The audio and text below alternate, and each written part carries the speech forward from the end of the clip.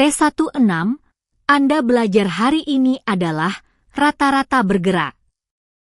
Ini adalah salah satu alat yang paling sering digunakan oleh traders di seluruh dunia. Ada 4 hal yang perlu Anda pelajari. Apa itu rata-rata bergerak? Perbedaan antara garis pendek dan garis panjang, cara menggunakan rata-rata bergerak untuk membaca tren dan support, resistance, go cross, dan dead cross.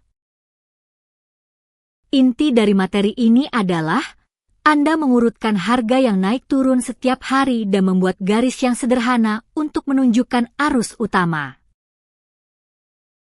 Perhatikan harga Bitcoin yang ditampilkan di layar sekarang.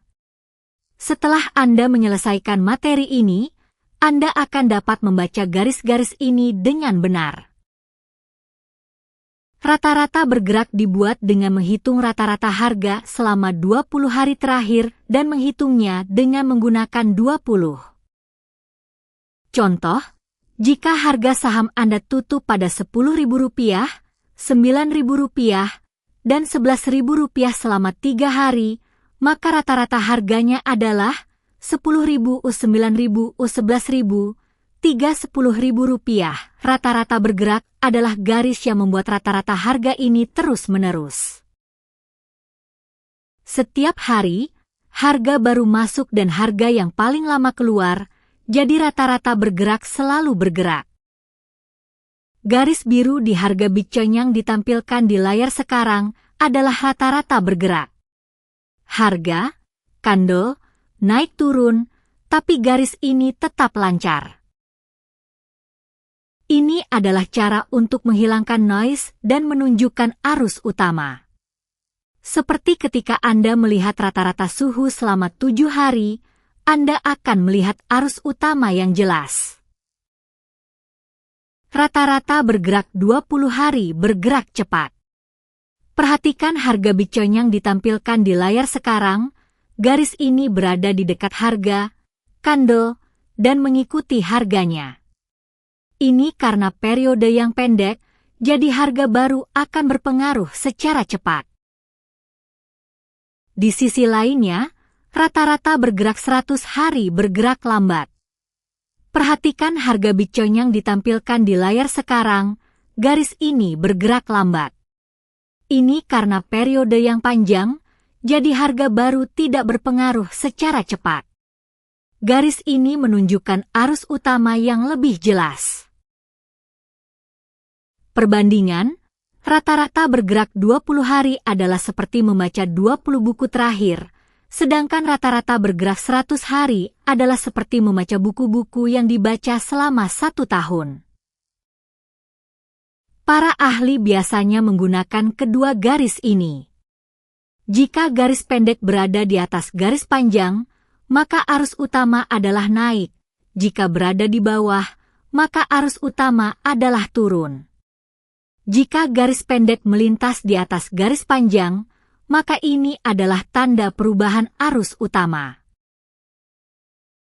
Periode yang digunakan bervariasi tergantung pada traders. Contohnya, 20 hari, 50 hari, 100 hari, atau 200 hari. Yang paling penting adalah mencari periode yang sesuai dengan metode dan waktu Anda. Perhatikan harga Bitcoin yang ditampilkan di layar sekarang. Jika harga, candle, berada di atas garis rata-rata bergerak, maka arus utama adalah naik. Jika berada di bawah, maka arus utama adalah turun. Garis rata-rata bergerak sendiri juga perlu diperhatikan, apakah meningkat atau menurun. Dengan aturan sederhana ini, Anda dapat membaca arus utama yang kuat atau lemah. Banyak traders yang menggunakan aturan ini sebagai acuan utama. Dalam sejarah, harga yang berada di atas garis rata-rata bergerak selama-lama waktu dan harga yang berada di bawah garis rata-rata bergerak selama-lama waktu. Namun, ada batasan yang perlu diperhatikan. Rata-rata bergerak dibuat dari harga lalu, jadi tanda arus utama mungkin sedikit keterlambatan. Contohnya, jika garis rata-rata bergerak menurun beberapa hari setelah arus utama sudah berubah. Oleh karena itu, tanda arus utama hanya dari garis rata-rata bergerak tidak cukup. Anda perlu menggunakan indikator lain seperti volume, pola candle, dan support resistance. Garis rata-rata bergerak bukan hanya sebagai garis arus utama, tapi juga sebagai support resistance yang nyata. Mengapa? Karena traders di seluruh dunia menggunakan garis ini sebagai acuan. Perhatikan harga Bitcoin yang ditampilkan di layar sekarang. Jika harga, candle, meningkat dan mencapai garis rata-rata bergerak, maka harga mungkin akan turun setelahnya. Ini karena traders yang membeli harga di garis rata-rata bergerak mungkin akan membeli lagi. Ini disebut sebagai support dari garis rata-rata bergerak.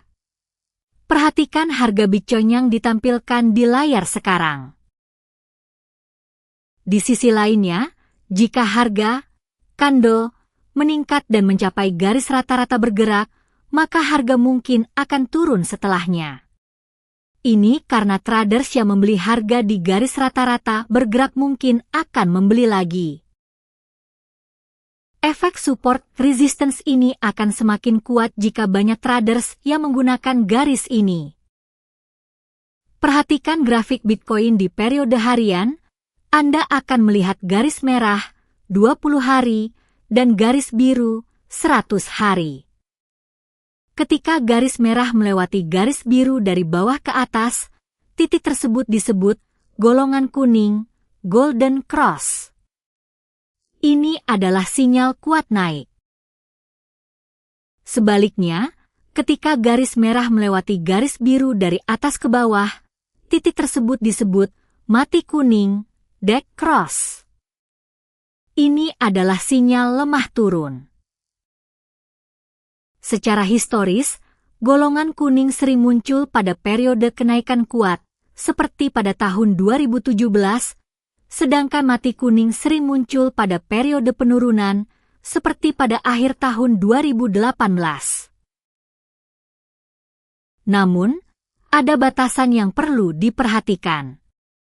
Golongan kuning sering muncul setelah harga sudah meningkat cukup tinggi, sehingga sinyal ini mungkin terlambat.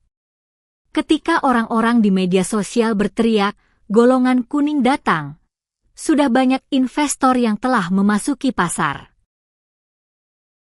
Oleh karena itu, lebih baik Anda tidak hanya mengandalkan sinyal ini, tetapi juga mempertimbangkan volume, pola grafik, dan indikator lainnya sebelum membuat keputusan. Ringkasan 6 kali adalah sebagai berikut. Pergerakan rata-rata adalah rata-rata harga harian selama N hari yang dihitung setiap hari. Ini adalah garis tren yang telah menerangi kebisingan. Garis pendek, 20 hari, dapat menangkap perubahan-perubahan yang cepat, sedangkan garis panjang, 100 hari, dapat menunjukkan arah besar.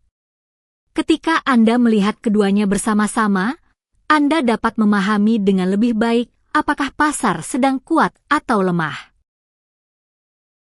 Dalam prakteknya, Anda dapat menggunakan tren, zona dukungan dan resistensi, serta sinyal golongan kuning mati kuning.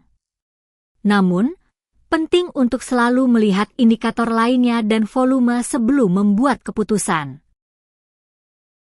Kelas 7 akan membahas indikator pendukung utama seperti RSI, MACD, dan Bollinger Band, sehingga Anda dapat memahami proses dasar T1. Jika Anda menemukan kelas ini bermanfaat, tolong berlangganan dan berikan like. Saya akan menjawab pertanyaan Anda dengan senang hati. Perlu diingat bahwa kelas ini hanya untuk pendidikan dan bukan untuk mengajak Anda untuk berinvestasi. Semua keputusan investasi adalah tanggung jawab Anda sendiri.